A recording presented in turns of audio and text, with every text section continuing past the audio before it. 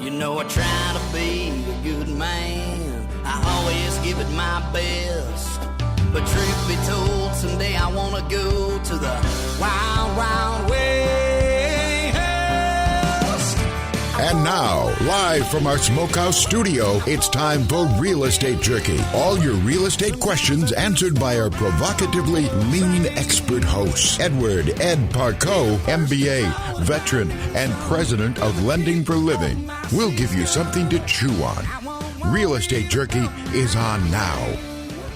Thanks for joining us here on Real Estate Jerky. I'm your host, Ed Parcaut, president of Lending for Living, along with Marlene Chaplin, my trusty sidekick and co-host. We're on the road keeping things real and relevant throughout Stanislaus, San Joaquin, Merced, and then into the foothills. Our studio is wherever we have a solid Wi-Fi connection, and our fabulous engineer, Mike Murray, and the incredible radio signal of iHeartMedia and the station KFIV. We always bring you something to chew on here at Real Estate Jerky. The topic of today's show is real estate, investing in our communities, and getting to know our local candidates in this election year that is stacking up to be, well, pretty exciting, or, just how about this, ever changing? I think that's a great statement, ever changing. If you have questions, we have the answers, or we'll know where to get them. Please call or text me at 209-404-1915 or email us at radio@realestatejerky.com. And don't be surprised if you do that I actually answer the phone and I'm actually the same voice that's on the air. Hello, Marlene. What do you think about the upcoming elections? Well, hello, Ed. And as we discussed here before, I still am very, very much in awe about our political process in these good old United States. And that's only grown as I've grown older. I mean, I've had a little bit of a fascination with the election process. I actually have a ballot from South Africa's first open elections when apartheid ended. It's what really, year was that? Oh gosh. In the 90s, I'd have to look it up. It's pictures. The only thing I remember about that is the, what was that show with Danny Glover and the guy who went crazy, Mel Gibson. Remember when they had one of the Lethal Weapon? Oh, yeah. Right. One of the years, that was when they were, the whole apartheid thing was on that one of the shows. Sorry, that's all. Well, no, but I mean, so it was like, it was either 89 or 90, somewhere in there. Okay. Are you dating me again? No, but that's exactly when that show came out. Yeah. So that's, that movie. Okay. That's why it's getting relevant for me, right? Yeah. Okay, that's good. And I and right or wrong, I believe elections are the first place our voices are heard, not the last, the first. That's what I believe. But what I'm learning so much about this year that I had no idea is this redistricting thing. Holy cow. I mean, it's nuts. And is it just because I'm doing the show and booking guests for you and talking to these folks that I'm more aware, or has it always been this insane? I just didn't know it. I really can't tell you because up until we really got into this a few years ago, I really didn't pay attention unless it was in my neighborhood, right? And that's I was just as bad as everybody else, not knowing what's going on. I didn't think that it really affected me until it does. And that's where and it's affecting today. The heck out of us. Yeah. I mean, so if our voices are going to be heard, if we're going to vote for these things, we need to understand not only who these people are, but what they're running for, what our district, what that means. I mean, some of these districts that they have created, and they is a process that I've never been involved in. And I know you haven't. And boy, that's going to change. I know if I live that long, in another 10 years, when we do the census, and it makes all of this census taking and illegal immigration, it makes it all so much more clear why it is such a big, so if you don't know these things and you don't understand it, we'd love to hear from you. What pieces don't you know or don't you understand? And our guest today he's a pretty smart guy. I think you're going to like him a lot. You're listening to Real Estate Jerky here on Power Talk 1360 KFIV with our host, Ed Parcaut, MBA veteran, mortgage advisor, and president of Lending for Living. You can reach out to Ed at 209-404-1915. That's 209-404-1915, or visit lendingforliving.com. And you can email us at radio@realestatejerky.com. And that's happening, Ed. I'm pretty excited about that. Yeah, happens all the time. And like I said in the beginning, people are like, oh, you're the guy on the radio. It's like, yeah, because I tell you to call me. So you expect me to answer. I do what I say. I expect everybody else to do the same thing, especially our politicians. Hey, I want to get in real quick real estate thing that just happened this week. The job report came out, ADP employment report came out, showed there was 301,000 job losses in January, which was below the 200,000 gain that was expected. So that's huge. That's like a 500,000 swing, right? And then the previous was revised from 807 to 776,000. The thing that the reason I'm bringing this up, this all has to do with politics. They're going to say, what are you talking about? We're in this situation. We're in this inflation. We're in this job situation. We're in this spending all this money we possibly can, $30 trillion deficit because of who was elected and what we pushed. And that's what you have to be careful for. I always say, vote policies, not personalities. And that's the problem. People voted for, it was either for Trump or against Trump and nothing other than that. And look where we're at. And I'm not saying Trump was the right person for the job. I'm just saying in general, this is what they did. This is why we're here. How do we fix it? Right now, it's coming up. Voting is more important than ever, especially local elections, to vote the right way in California to change our government to the way that you want it to be. And especially in the local elections. And what does that look like? What is our Constitution set up? What does our California Constitution say? What are the branches of government? How does it affect you, Mr. and Mrs. or Ms.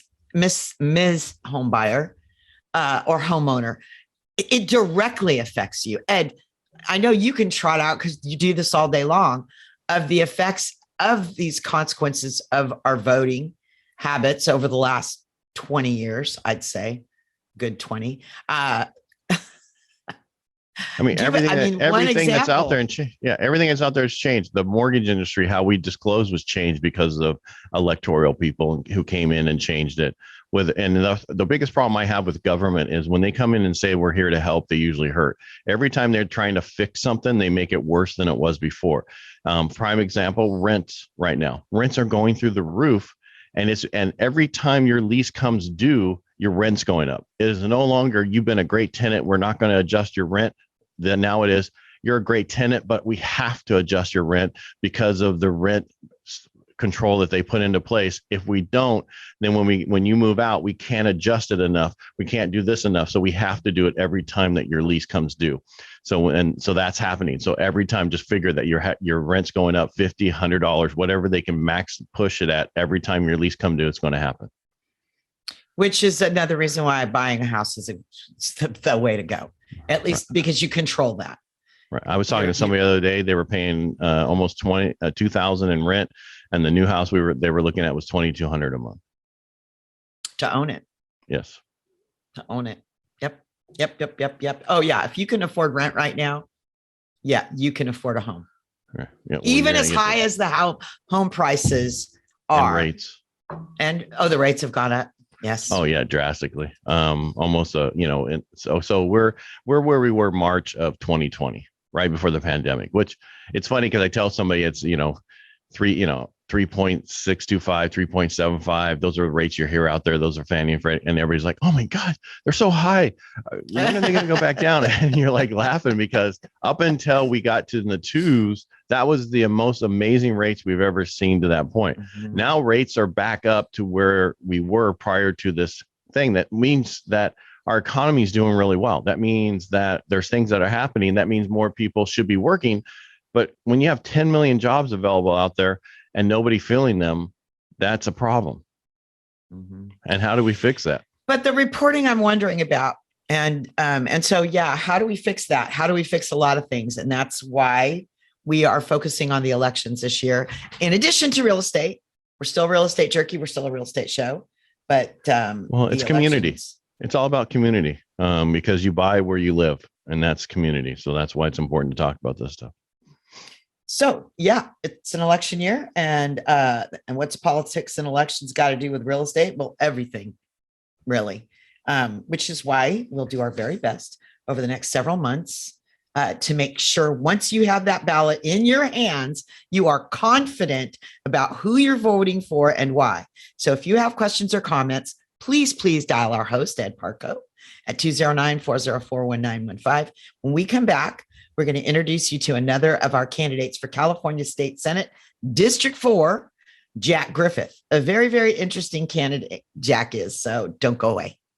Welcome back. I'm Marlene Champlin, sidekick to our host, Ed Parcaut, here at Real Estate Jerky on Power Talk 1360 KFIV, where we always give you something to chew on. If you've got questions for Ed, just dial 209-404-1915. That's 209-404-1915, or visit lendingforliving.com. And now, please welcome U.S. Army veteran and candidate for California State Senate District 4, Jack Griffith. Welcome, Jack. Good morning, Jerky community. Hey, Jack. Thanks for being here. But first, I want to say thank you for your service. I don't know if you know this, but my son's airborne Army medic up in Alaska right now. So, not really working hard, but, could be pretty soon here once we go to war with Russia. Yeah. Being so close there. Yeah. I saw through your email, you're a Purple Heart recipient. Is that correct?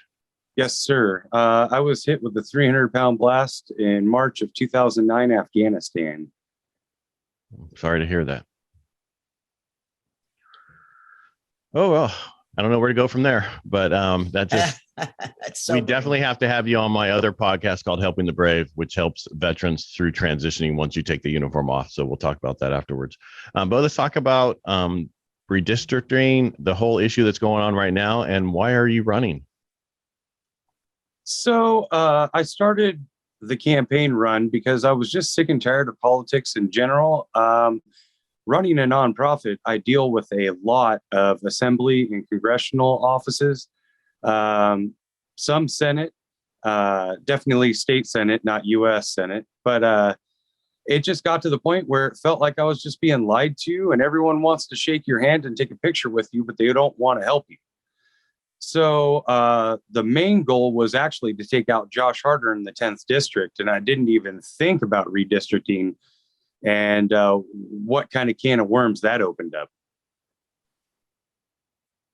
Yeah, it's crazy, huh? I mean, what are those can of worms? What did that bring up? A lot of our listeners are not going to have a clue what we're talking about. So can you explain a little bit more? Zero clue. Yeah. So basically every 10 years, the census does a count, and it's in our Constitution. And off of that count, they redistrict the lines due to population. And that's where a lot of people are like, oh, they're gerrymandering it. Well, you got to have so many people into a district, and those people have to fit, and they have to be so many districts. Like we lost a full congressional district. So instead of having 55 electorals, California now only has 54.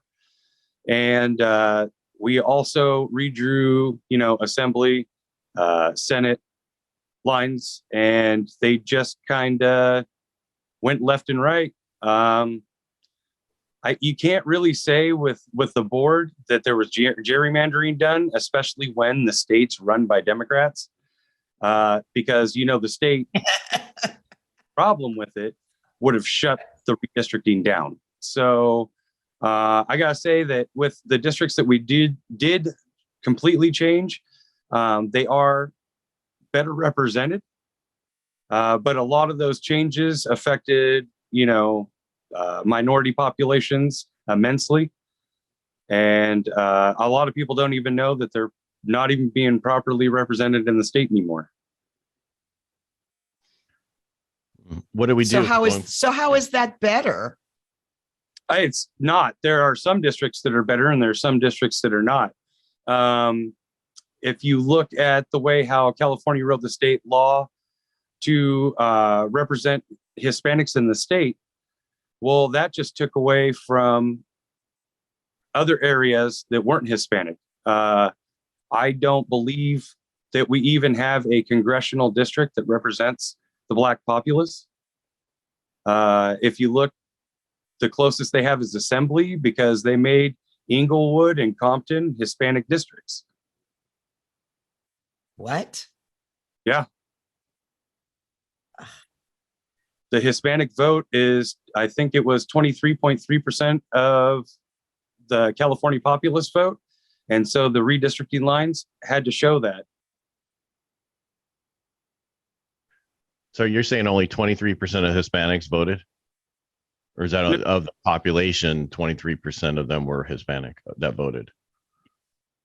So out of the whole state, 23.3% was Hispanic. So whenever they redistricted the lines, they had to draw those lines to represent 23 to 25% of the districts to be Hispanic led. Wow. And that's where District 13 comes out of. And everyone's like, oh, you threw us to the side. No, actually, District 5 got thrown to the side. District 13 was the district in which they were trying to build. You're listening to Real Estate Jerky here on Power Talk 1360 KFIV with today's guest, Jack Griffith, candidate for California State Senate, District 4. And if, I know you have questions, so you can dial Ed at 209-404-1915, or you can reach out to Jack on his Facebook page, and that's Jack Griffith for State Senate. If you put Jack Griffith for State Senate in Facebook, that's how you can get him right now. In fact, I'm going to ask Jack, is there another way to reach out to you, Jack? Or is that the primary? Well, a lot of people have been reaching out to me to Messenger, and a lot of people have my phone number, so they've been texting me. Do you want this people? You want this group of people to have your phone number? Here's a chance. 209-602-6500 is my direct line, and I do see, so my phone's on. I got it. Let's do it. Okay, so you want to reach out to Jack Griffith, State Senate candidate, District 4. That's us, folks. That's us in our listening. And that's 209-602-6500. That's 602-6500. Pretty darn easy. Okay, we were talking about districting. I have learned more, Jack. Yeah, I know you're a lot younger than me, but you know a lot more about this. Is it always this crazy, or is this year? Is it because I'm doing the show? I asked that in the beginning here, and I don't remember redistricting being this crazy. No, it's progressively getting worse as a whole. When you look at the way how things were done 20 years ago in this area, it would have been a lot less headache. There would have been a more even representation, and the smoothness is definitely gone. You know what I mean? They say slow is smooth and smooth is fast, but everything has gears that need to be greased and started up. So now, was this all done? I mean, we lost the seat because we lost 700,000 people in California. They moved out of the state, correct? Correct. All right. So prior to this, we weren't losing people like we just lost in the last 10 years, correct? No, yeah. So we've had some loss and some growth. We have spurts of an influx of people as well. But about 4 years ago, the influx has stopped to a drip pretty much, and everyone leaving's in a flood. Yeah. Well, when you have people in the government taxing and then giving all that money away to other people instead of giving it back to the people they tax, when you have such a huge surplus, then the people get upset and they move. Oh, 100%. But that's the thing, is that you're hurting your old districts. I mean, leave. I'm not telling you not to leave. What I'm saying is that if you would like to stay and fight, I need your help. We would love to have people show up and get involved, or, just at least whenever we ask you to call, say, the redistricting commission and tell them what your feelings are on the redistricting, that you do it. But they should be polite when they do it, right? Oh, yeah. Don't be mean. Most of the people taking the phone call from you is either high school or college students that are, helping a campaign out or helping one of the boards out for California that are trying to gain, that political science degree. So it's usually someone that is just passing your message along. Right. So that reminds me, that makes me think of, what is it you're going to do, Jack? You get to Sacramento. What are you going to do? What's the first thing Jack Griffith is going to do to represent us at District 4 at the Senate? Make some. One more time, you didn't catch that. I was going to make some waves. And how are you going to make waves? What's the first thing you're going to do when you get there? I want to audit the taxes. We're being robbed. I know we're being robbed, and I know that this money isn't going to where it's supposed to be going. I know our infrastructure money obviously wasn't going to the infrastructure when a couple of years ago they tried to let out water and our spillway broke. I need he's going, and I really, really want to stop the use or lose budgets, because we're just burning millions of dollars in December for no reason. I think use or lose is working against us. And I also think that it's another one of those schemes that the politicians are helping line their pockets with. How do you work with the Democratic supermajority? Well, there's always leeway. So that's the thing, is that everyone thinks, because of how the country is trying to divide us and how the media tries to spin narratives so that someone's mad at this person or that person, or, they always try to make a second-class citizen. What we need to do is sit down and realize, hey, guys, we're 92 to 95% the same.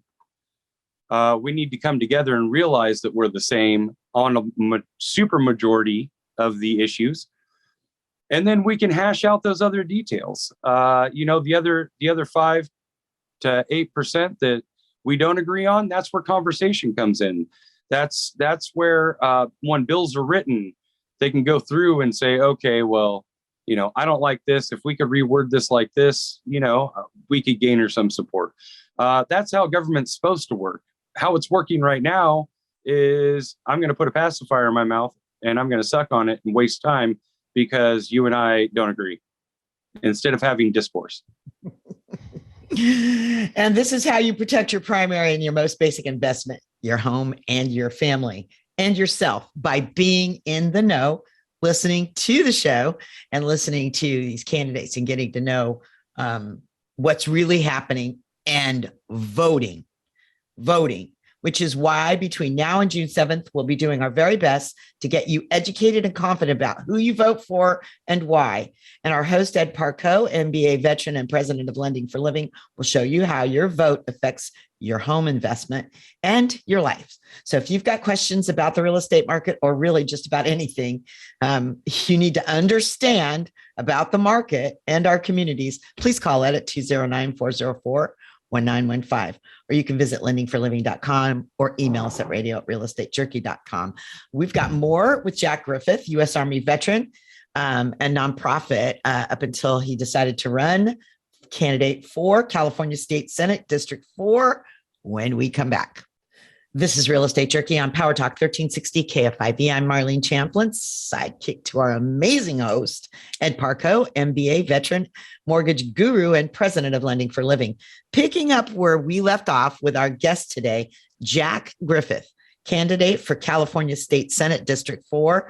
And if you hear something and you want to talk to Jack, support him, you can visit Jack's Facebook page, and that's Jack Griffith for State Senate, Jack Griffith for State Senate.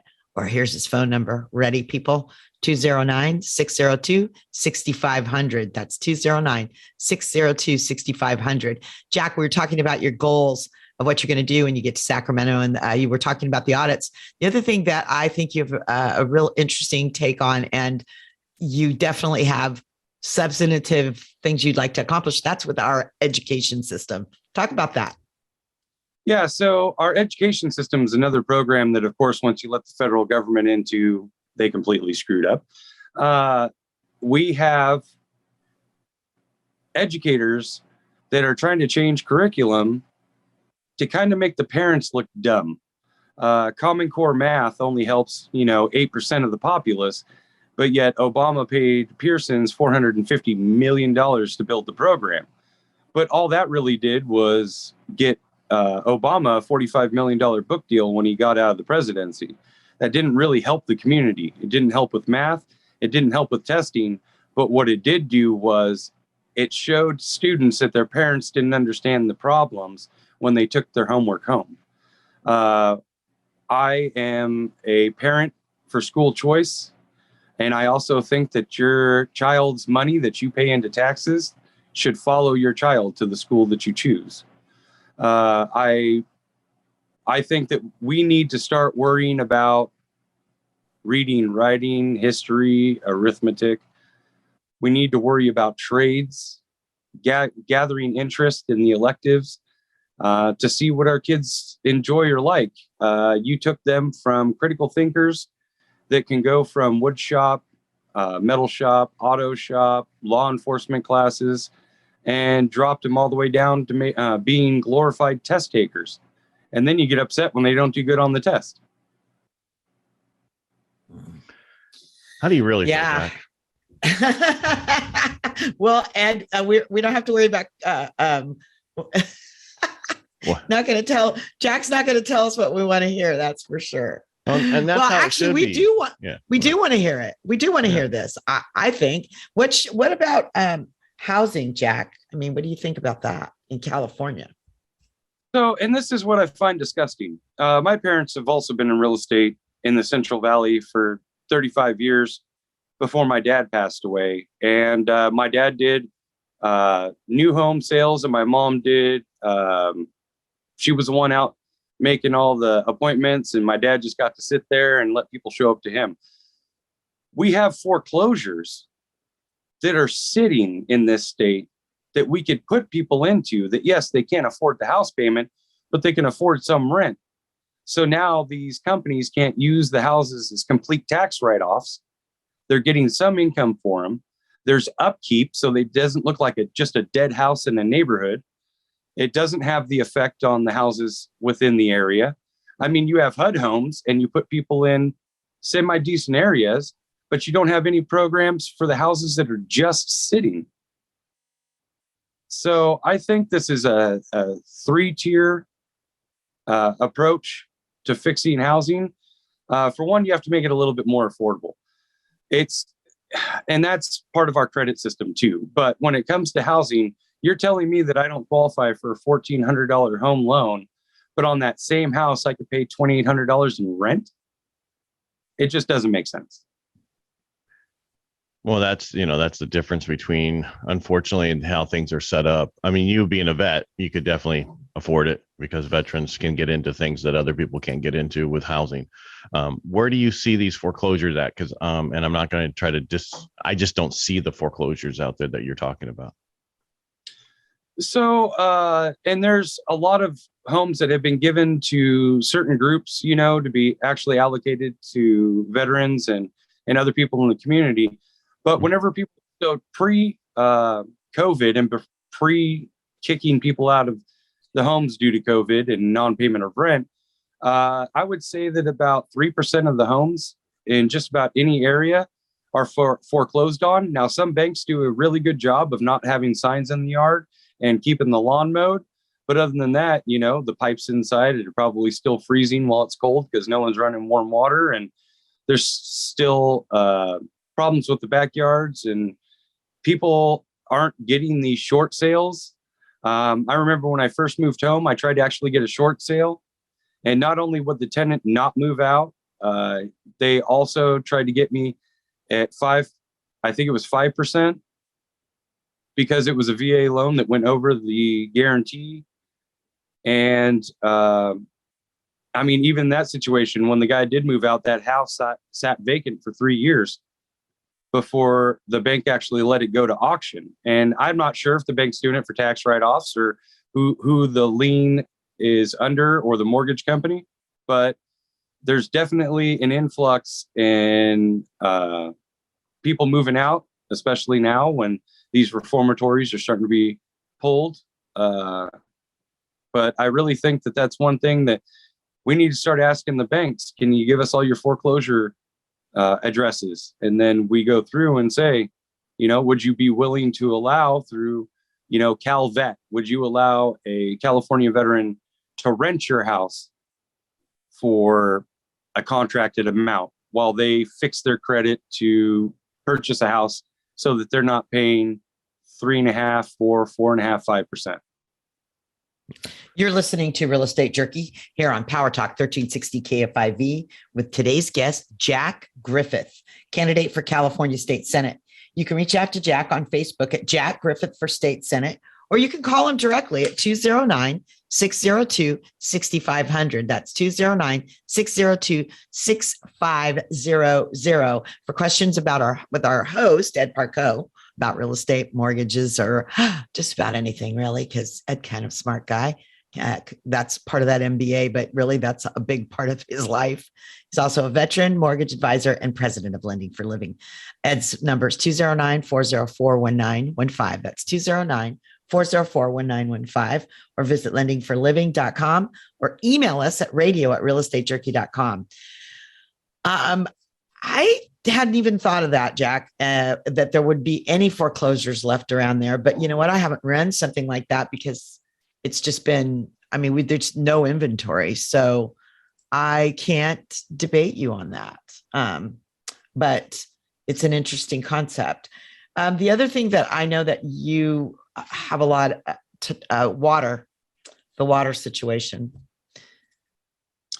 Yeah. So when it comes to water and water projects, here in the new Senate District 4, we're going to create 2/3 of California state water. The problem is that down south and the whole LA area uses 2/3 of the state's water. We need farmer protections. We need water storage that is for the farmers, owned by the farmers. And in those water projects, we need renewable electricity programs to run concurrently. While you're building these, you can also build the offshoots for the electrical. And that needs to help the hill, needs to help the area. There are several people up the hill when it snows that, they run out of power due to too much snow on the lines. But if they got some of that power regeneration back, or had sub battery stations up the hill so that they could still have the warming stations for the homeless and the elderly or the disabled that are on, life-saving machines, oxygen machines, CPAP machines, that they always have continuous power to at least run those minimal equipment to keep them alive. We could also funnel a lot of that snow to produce some of these programs and stop sending so much water out to the ocean. Another thing is we need to look at the ocean, desalinization plants to help assist us. We need not only water projects and storage, but we need enough water for the farmers to replace the groundwater. We all remember the Dust Bowl, but none of us remember how it happened. Stripping the water, stripping the nutrients, you get dead dirt. So we need to also have several tiered plan to bring money in for these projects. Now, when I say owned by the farmers, I mean literally owned by the farmers. We find out what water storage they need for a year. We find out the percentage in which we could do through the projects and each water storage station all the way down the hill. And we kind of just break it down, and we utilize several different areas in which we could pipe in water storage all the way up and down the Sierra Nevada on our side. We can do it. And all those tree huggers would be happy because we would be using their green energy incentives so they can't fight us on it. Well, one of the issues we have is we have things that we've voted on to do certain things for more storage, more this, and it hasn't been done. And so how do we get that kind of stuff going? That's our biggest problem, because we'll pass these things and where we can add more storage, but then they won't let it start, right? We have something from 2009, 2019, one of those, and that's just sitting there to, we need to, how do we get around that? Well, basically, you just have to put everyone at ease. A lot of people have comfort issues. You have, of course, the tree hugging community that says that the salmon won't be able to swim upstream. There's programs. There are companies that have already solved those types of problems to where we can collect water, we could utilize it to build power, and it goes right back into the stream or into a collection facility so that we're not affecting the surroundings. Everyone wants to talk about pipelines. Well, I would rather have a pipeline than a cobalt mine. So a lot of people don't realize the differences between projects and what stripping nature really looks like or affecting the fish. We also have to use products in which the Democrats are already screaming for. I believe there's a company in Norway that has a hydrogen fuel cell, and what it does is it strips carbon that we've already emitted into the atmosphere, so that the new hydrogen fuel cell is pumping out what they call carbon-free emissions, because we're basically recycling the carbon. Well, after they did it, everyone cried for a machine that did this, and now no one wants to support them after they got it done and prove it works. Mm-hmm. Unfortunately, Jack, see what I told you before we did this, how fast this goes. Can you believe it? Yeah. It's crazy fast. So thankfully, you're going to be on Real Estate Jerky Live Tuesday, 11 o'clock. No. Wait. Unfortunately, my wife made an appointment on Tuesday at 11. Can you do it Thursday at 11 instead? Thursday? Sorry. Yeah. Yeah, Thursday at 11 is fine. All right. So that's when we're okay, great. Okay, so Jack, I have questions for you. I'm hoping that I knew I could be around Tuesday. I'm not sure Thursday, but I have questions for you, especially on these points, because some of what you're talking about, most of our audience doesn't understand. You're not just talking about in our district, but you're also talking about the district that encompasses Redding, Tehama, Yuba, and working together, because that's where the snow is. And I lived up there. I lived up in actually in Mount Shasta. And so anyway, I'd love to hear more about your theory on that, because at this point, it's a theory that that a lot of people support. And you will have people calling in, because that's something that's had a lot of support for a long time. What do you know about, what do you, our Real Estate Jerky community, need to know about investing in real estate right now? And what can we do to help? I'm Marlene Champlin, trusty sidekick to our amazing host, Ed Parcaut, mortgage expert, MBA veteran, and president of Lending for Living. I know that you've got questions, so you can reach out and dial 209-404-1915. That's 209-404-1915. You're listening to Power Talk 1360 KFIV. This is Real Estate Jerky, where we always give you something to chew on, and we will be right back. Welcome back to Real Estate Jerky here on Power Talk 1360 KFIV, where we always give you something to chew on. I'm Marlene Champlin, sidekick to our amazing host, Ed Parcaut, MBA veteran and president of Lending for Living. Ed. Yeah. So Jack stepped all over something. I thought he did a great foreclosures. Yeah. Well, and at a time in our history, there was a time that a lot of the nonprofits were getting foreclosures to sell to people cheaper and get people in them that were in certain areas. There's also the Good Neighbor program for cops and other people to get into certain neighborhoods. I saw that some numbers that said that foreclosures have increased, but when they're so low, 11% increase sounds like a lot when it's only, a little. Right? Like if you look at our inventory right now, we're 19% lower than we were last year. That's huge. However, last year was 12% lower than the year before, which was COVID. And and pretty much the last 6 months is when everybody was moving homes and buying homes and moving all over. So you look at that. So our numbers are so skewed that we just don't have enough houses out there for sale. So if there was a bunch of foreclosures, these banks would be selling them to REITs or whatever to get rid of them, sell them on the market, get rid of them, because we'd be making a lot of money on them. So I just don't know if that's a way to fix affordable housing right now. in California, and affordable housing has always been an issue in California. I remember when I moved back as a kid, and I'm going to say that the years, but Eddie Grant was when you moved from Colorado. Yeah, my parents couldn't afford a house, and they rented, right? And they're like, we can't afford. And then we just came from 40 acres in Colorado with everything on it, but they couldn't afford here. And we've had affordability problems forever. And I don't know how to fix it. The only way to fix it is have smaller houses, smaller this, smaller that, and more of them. But the problem we run into right now, right, our numbers are so low. I don't know if I said in the beginning of the show, but a third of all sales right now are new homes. Well, there's not a lot of new homes. Right. We only did 900,000 last year, and we're at 1.1 this year going, projected. Mm-hmm. That means there's no inventory out there. And until there's inventory, we're going to be in this situation going forward. And I don't know how to fix it. Right. I mean, because we haven't really talked to anybody because I don't think you guys brought it up and you were talking about it earlier in the show. I don't think rent control and it doesn't solve the problem. It doesn't solve the problem. It just creates another one. And we haven't really talked to anybody yet that as far as these candidates. Ed, what did you like about what Jack had to say?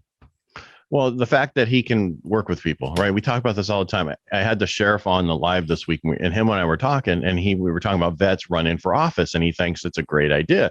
And he made a statement. He said, they said, if you're arrested and you want a jury, you want them all veterans if you're innocent, because they'll look logically, they'll look at things the way that should be looked at and take the emotion out of it.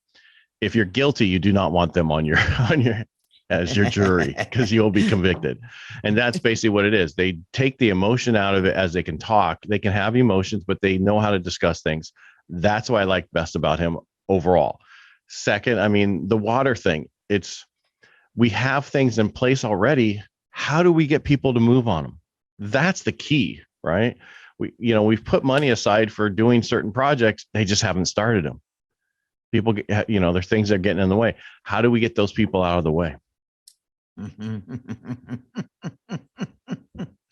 Not COVID. I'm sorry, that was awful. Cut that. Oh no, I'm just saying in general. Terrible. I mean, and I don't know. I mean, it's terrible. I'm sorry I said that. That's okay. Sorry, and I think most because the water thing. It's one of the first things I got politically involved about was Prop 13 and water. Those are and I wasn't even old enough to vote yet, and because it's been a problem that freaking long. Right. Is affordability, which Prop 13 did a lot to solve a component, but the water thing, it's a travesty. It's a travesty. Right. I mean, December, we had 186% of our snow that we had, right? And then we had January, it started getting warmer. Now in February, it's warmer. And where is it? It's melted. It's in the stuff. It's going out to the sea. Because they're not storing it. We need to have storage places put in together. We need this fixed. But as I always said, with certain people in government right now, they don't want it fixed. They want the crises. They want the issues so they can always do emergency declarations. Declarations. Looks like 4th of July. Yeah, there we go. They want all that so that they can get money from the federal government to do things. I mean, the last time we had the snow and a lot of rain in December, our governor, enacted, all right, these counties are this for emergency, and now also Sacramento. Why'd you do Sacramento? It just rained. There was no issues. But it's because that way you can pass those bills back to the federal level. And the way that we have it right now, where they're just writing checks and printing money at the federal level, they want that money. I didn't realize how much money of the COVID stuff is still there that's never been spent, and they still want to add more. Yet. Yeah. Yep, there's millions and millions and millions. It could be $1 billion of money not spent right now, just sitting there.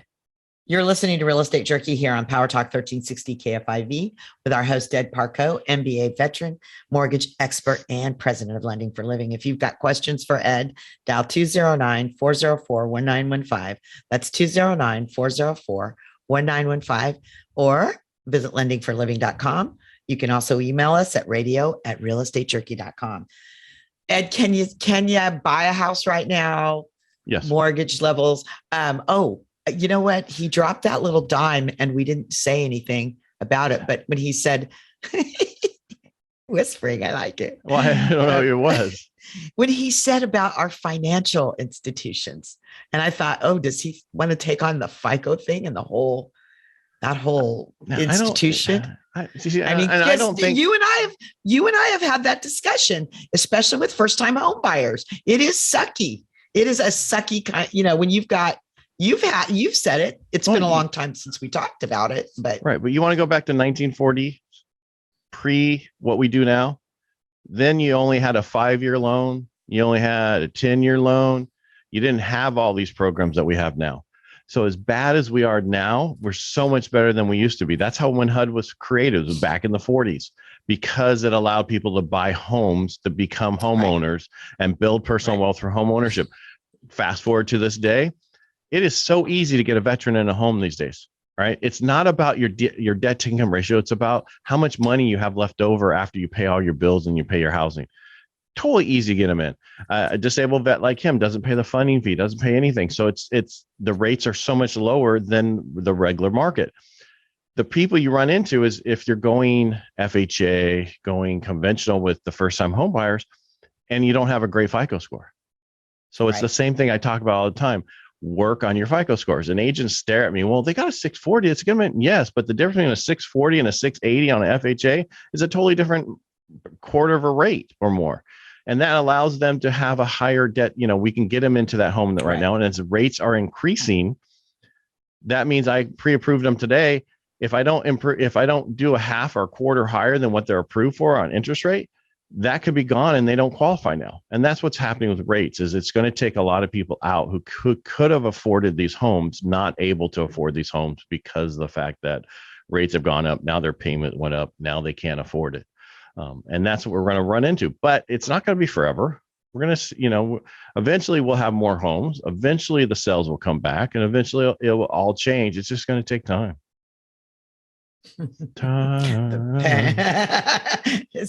Eventually the pendulum always swings. Right now it's drastically one way. Let's look at the 2006 or 2008, right? Craziness. Then it went Great Recession. A lot of people bought homes during the Great Recession. Right? Because they were so cheap and rates, and they didn't care the rate was 5%, 4.875. They just cared about that. But the houses are just as affordable now, even though they're bigger prices, because the rates are still low. We're historically at rates where we were 2020 March, and everybody loved them. And then we hit extremely low down in towards December, and now everybody thinks that they're too high. I can't do it. It's too expensive. And what do you see? You see it raising some more? We're going to raise a little bit more. And then I'm being told that we're going to hit, in 23 to 24, the lowest rates we ever seen again, because we're going to hit a recession. This is going to happen. This is this guru that I've been listening to for years, and he's called it right every single time. He could be wrong this time, but I'm just saying they're saying it differently. We're going to hit a recession. Things are going to happen from that. And I think because of our $30 trillion, it's going to be 35 trillion, 40 trillion. They're going to have to do something with that to keep that interest payments down. But as I always say, this is the fastest hour of my life and my week. And I want to thanks for you for joining us today. And I want to a big thank you to our today's guest, Jeff Griffith, candidate for California State Senate District 4. No, that's Assembly. Is the Assembly or for District? Because you have this in your Senate. Senate. It's so he is Senate District 4. Just want to clarify. Yes, there are two houses at the state level. No, we don't have that much time. I just want to know what he was. If you missed any of today's show, you can catch us on our podcast, anywhere you listen to your favorite podcast, or on the iHeart app via your mobile device. In the weeks ahead, we'll have great announcements from the Austin Spot Playground people. We'll continue to visit with more of our candidates for Congress, Senate, and Assembly. We're in contact with Tom McClintock, Congressional District 5, Josh Harder, District 9, Joel Campus for Assembly District 22. And this is where I stop, listen. I know one of the reasons our elections have been so all over the place is a lack of knowledge. We're changing that this year, starting with us. We will do our very best to make sure that between now and June 7th, you know what district you're in, what branch, what it encompasses, and who is running. And like I said before, everyone who is legitimately running in our district is welcome to come on. If they don't, well, There must be a reason, and not a good one. They don't want your questions. Right? Please keep a cool head out there and be safe out there. Remember, we're proud to live in this land of opportunity where we can still build personal wealth through home ownership. We'll keep bringing you something to chew on here at Real Estate Jerky. We'll be broadcasting Saturdays at noons and Sundays at 10 a.m.